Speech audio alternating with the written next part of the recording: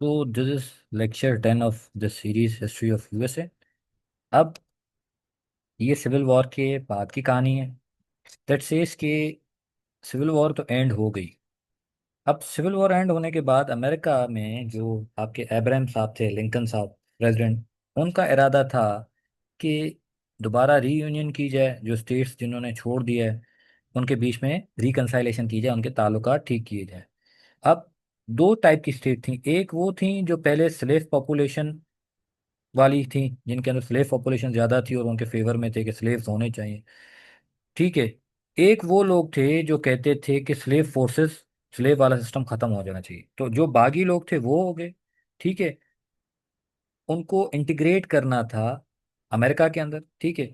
They were the slave, वो एक तो फॉर्मली स्लेव पॉपुलेशन थी और उन्होंने बगावत भी की थी।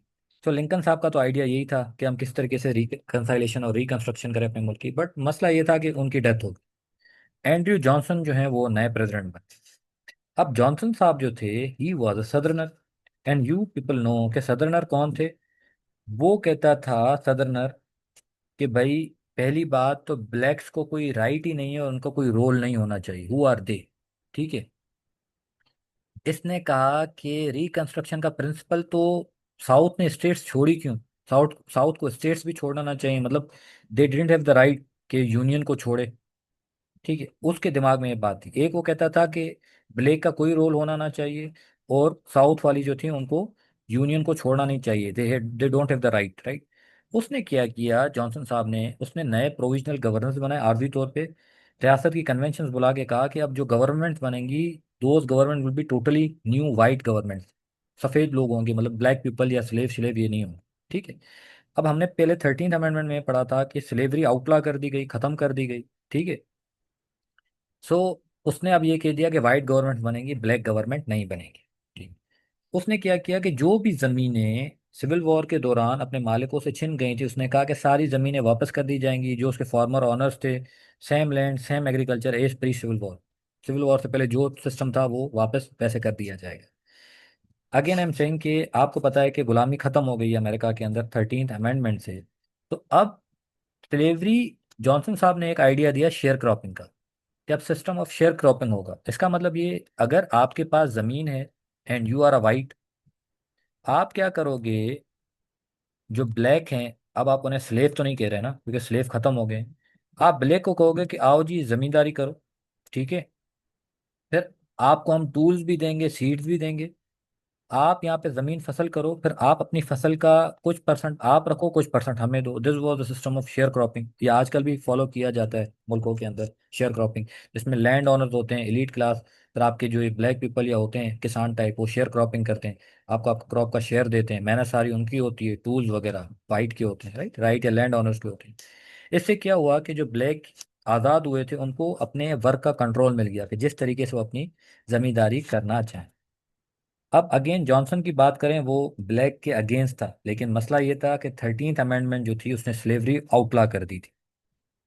अब जो रिपब्लिकन्स थे, जो नॉर्थ वाले थे, रिपब्लिकन्स का मतलब जो नॉर्थ में बैठे हुए थे, उन्होंने कहा कि जो भी अमेरिका में पैदा होगा यूएस बॉर्न सिटीजन, वो कानून सबके लिए बराबर है इररिस्पेक्टिव ऑफ द रेस, फिर वो काला हो गोरा हो, ठीक है, पीला हो, वी डोंट केयर, बट जो भी यूएस बॉर्न सिटीजन है उसको बराबर हुकूक मिलने चाहिए।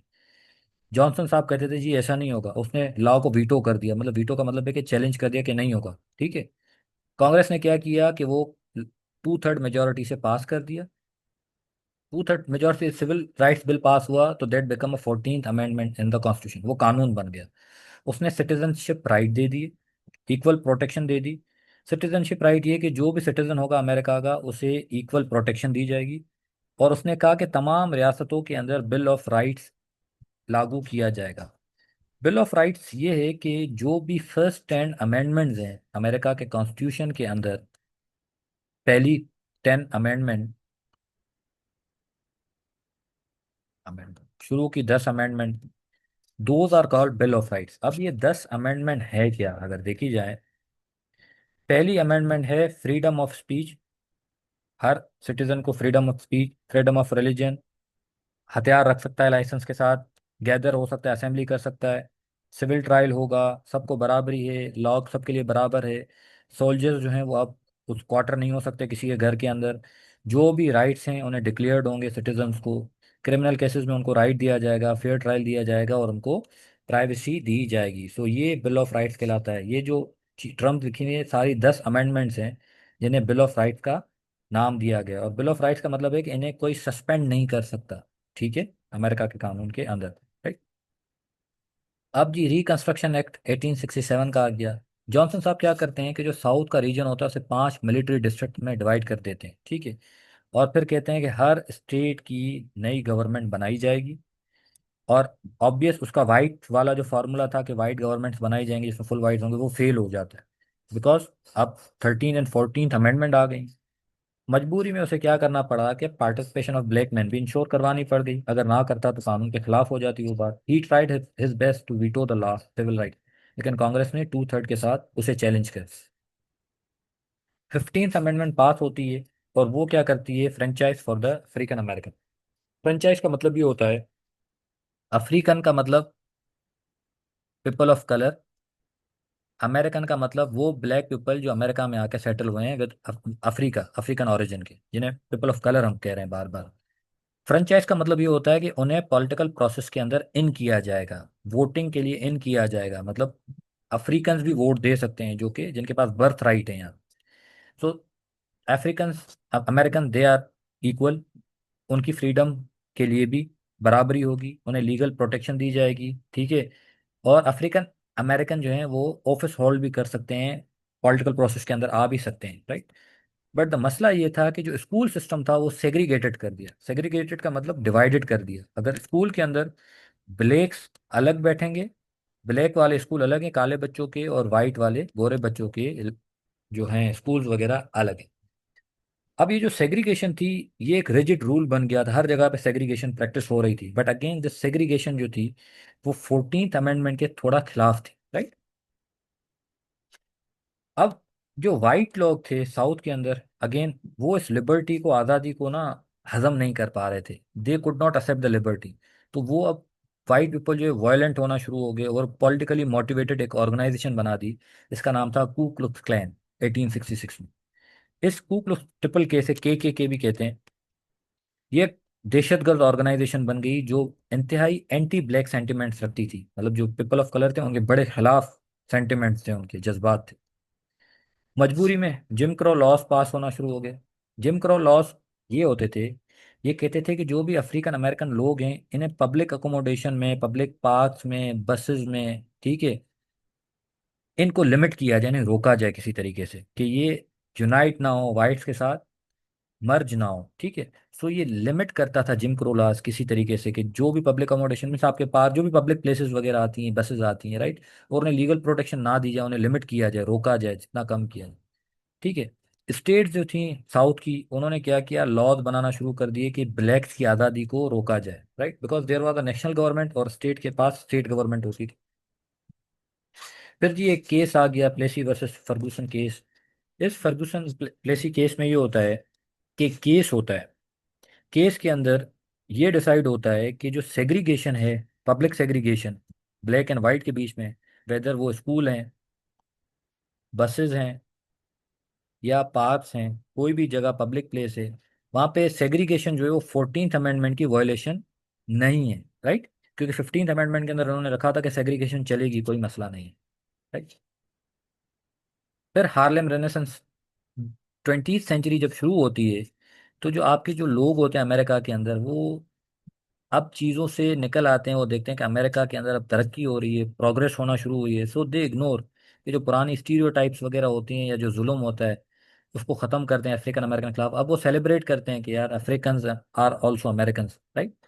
तो जैसे ही वो इस चीज़ को सेलिब्रेट करना शुरू करते हैं, अगेन ये ट्रिपल के वाले जो हैं, कू क्लुक्स क्लैन वाले, वो और ज़्यादा गुस्से हो जाते हैं। इस बार हाइपर पेट्रियोट होकर निकलते हैं कि there should be a difference between white and the black, right. वो एक टेररिस्ट ऑर्गेनाइजेशन और ज़्यादा हाइपर पेट्रियोट सेंटिमेंट्स के साथ या हाइपर नेशनलिज्म के साथ इमर्ज हो जाते हैं।